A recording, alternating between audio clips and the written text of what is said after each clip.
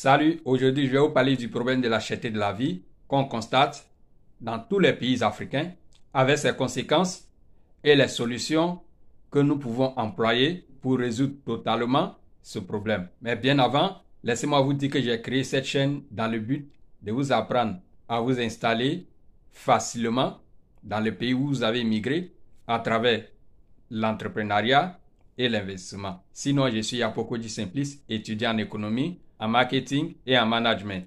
Alors, si vous êtes un passionné de l'entrepreneuriat et de l'investissement comme moi, n'hésitez pas à vous abonner à ma chaîne afin de vous former aussi à devenir entrepreneur ou investisseur. Sans plus tarder, je vais partir d'un fait général qui va vous permettre de comprendre facilement ce que je vais expliquer à la suite de la vidéo. Une nation est une politique établie sur un territoire défini et personnifiée par une autorité souveraine. En effet, de quelque manière qu'apparaisse l'État, son existence implique systématiquement trois éléments constitutifs tels que le territoire, la population et le pouvoir politique. Dans chaque pays, il existe deux groupes très importants qui sont la population et le gouvernement. Et chaque groupe joue un rôle bien contraire à celui de l'un et l'autre. Le gouvernement dans un État a le devoir d'assurer la sécurité des biens matériels et des biens personnels, de relever les taxes et les impôts, et enfin d'assurer le bon fonctionnement de l'État qui dirige. Quant à la population, elle a le droit d'éduquer, de sécuriser, de nourrir et de protéger. Mais ici, ce qui nous intéresse plus, c'est la nourriture. Elle peut être importée de l'étranger comme être cultivée localement. Alors, les deux acteurs que nous avons cités ci-dessus peuvent influencer soit positivement ou négativement le secteur alimentaire. Alors, pour être plus explicite, je vais prendre l'exemple d'un État pour démontrer ce que j'ai dit, ou ce phénomène est de plus en plus récurrent dans tous les pays à travers le monde entier. Et le pays que j'ai choisi comme exemple ici, c'est la Côte d'Ivoire. Depuis 2 ou 3 ans, la Côte d'Ivoire est confrontée à un problème de la cherté de la vie. Et la population s'en plaigne énormément. Alors, pour résoudre ce problème, les gouvernements précédents, même le gouvernement actuel aussi, ont tenté d'apporter leurs solutions en partant dans les marchés pour essayer de comprendre ce qui ne va pas. Mais en vain. Pour moi, ils n'ont pas pu toucher là où le vrai problème se trouve. Parce que les causes de ce problème sont nombreuses. La première cause est que l'État ivoirien a trop misé sur l'importation des produits vivriers de première nécessité. La deuxième cause, la politique de l'agriculture ou bien la politique sur l'agriculture est mal orientée. Et cela ne date pas d'aujourd'hui, c'est-à-dire pas du gouvernement actuel, mais c'est depuis au temps de Félix Houphouët-Boigny. La troisième cause, c'est la population ivoirienne elle-même. Elle est tombée dans un puits de divertissement dont je ne peux déterminer la profondeur. Après le divertissement, l'on doit recharger le ventre. Et si la quantité de nourriture disponible est moindre pour satisfaire le besoin de ceux qui ont faim, qu'est-ce qui va se passer? On va plonger automatiquement dans la flambée des hausses des prix. Et comme conséquence, on a la cherté de la vie. Parce que la population n'a pas les moyens pour s'approvisionner en quantité. Quatrième raison, c'est qu'il y a un problème d'acheminement des produits vivriers des villages vers les grandes villes urbaines. La cinquième raison, c'est qu'il y a une faute de mécanisation des outils pour l'agriculture et une forte négligence de la pratique des méthodes telles que la jachère, la rotation, l'utilisation des engrais et autres. La sixième raison, c'est qu'il y a une forte démographie, immigration et démigration. Tout cela crée le problème de la cherté de la vie. Alors, voici les solutions que je vais vous proposer. La première solution, vous qui êtes des investisseurs ou des entrepreneurs, c'est ici que vous pouvez tirer profit. Au lieu de chercher à aller faire vos propres champs ou quoi, vous pouvez automatiquement vous spécialiser dans les outils qu'on utilise pour faire l'agriculture. L'agriculture n'est pas modernisée. Alors, vous pouvez décider de vendre seulement des tracteurs, des engrais, tout ce qui concerne l'agriculture, tout ce qui sert à s'aimer et récolter les céréales, vous pouvez les vendre.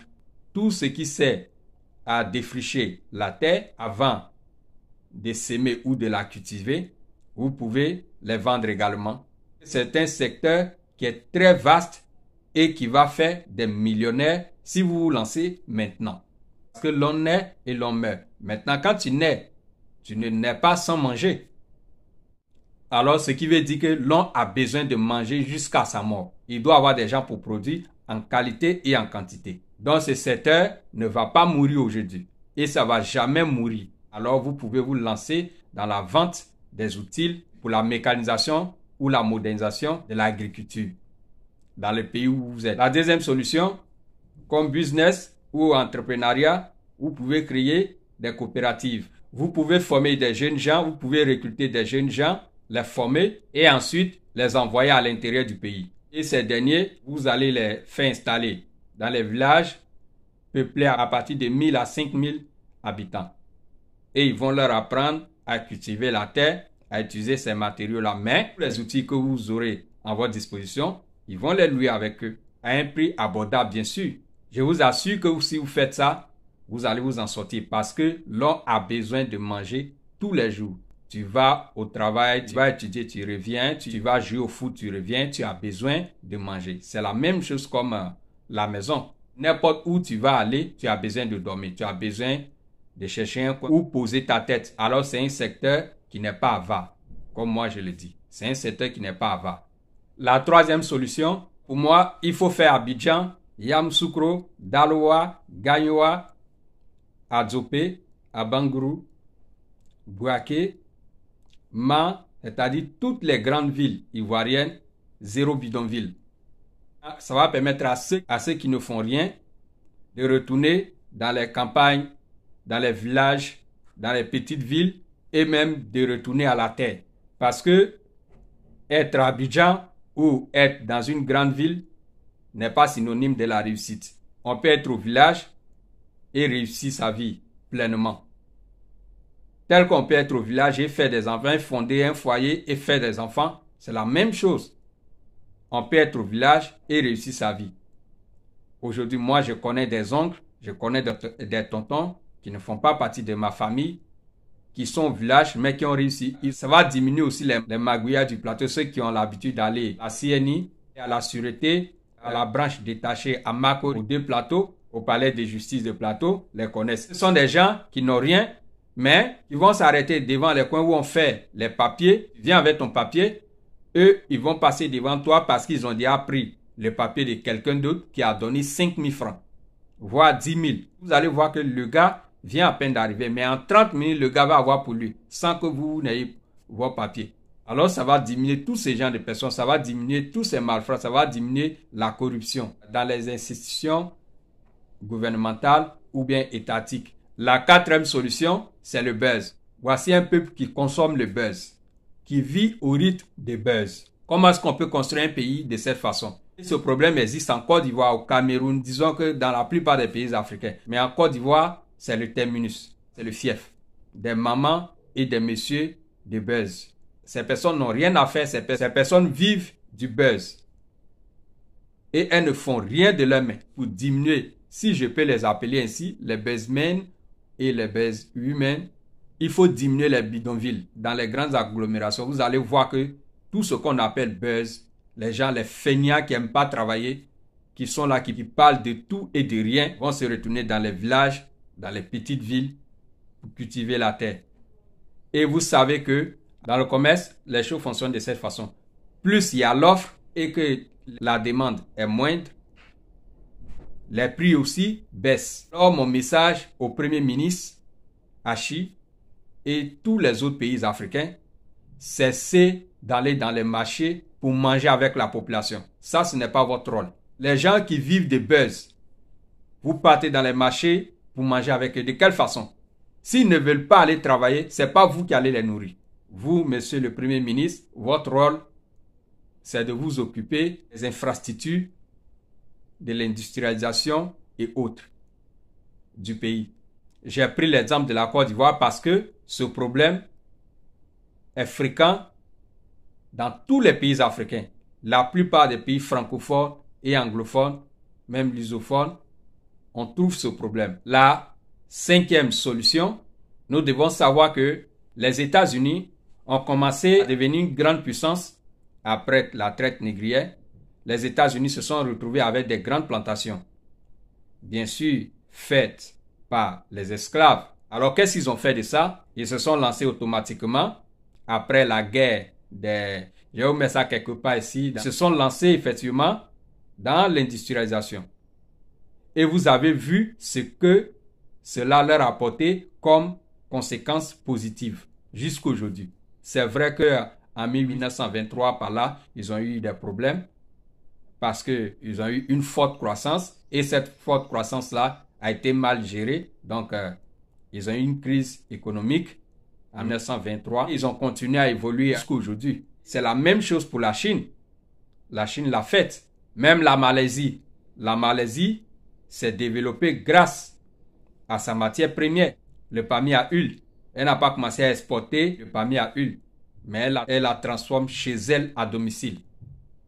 Et cela a créé des capitaux, des richesses, et ça lui permet d'employer sa population. Alors ces pratiques et solutions, nous pouvons les appliquer aussi chez nous. Ça va marcher. La Bible dit ce qui était, c'est ce qui sera. Alors, si nous pratiquons cela, parce que moi, je suis hyper optimiste. Et je suis sûr et certain que cela va marcher aussi chez nous. Et cela ne va pas se faire sans l'aide de nos gouvernants ou de nos différents gouvernements en Afrique. La sixième solution et la dernière, le continent africain doit cesser de cultiver les nourritures dans lesquelles nous n'avons pas grand intérêt. Par exemple, le cacao. Combien d'Ivoiriens ou bien combien d'Africains qui consomment le chocolat? Pour cette raison, ce n'est ni la Côte d'Ivoire ni le Ghana qui fixent le prix du cacao. Les prix sont fixés en Angleterre. Wood, chaque année. Pourquoi cela se passe de cette façon? À vous de trouver la réponse. Est-ce que les prix des Boeing, les drones, les télévisions, les iPhones que nous utilisons, les Android, les prix sont fixés à Addis Abeba par les Africains? À vous de trouver la réponse. Alors, si nous voulons mettre fin à la cherté de la vie, nous devons produire en quantité et en qualité dans nos différents pays en Afrique. Nous sommes à la fin de cette vidéo. Que tu sois d'accord avec moi ou pas, n'hésite pas à me faire savoir ton point de vue dans les commentaires. On se dit ciao.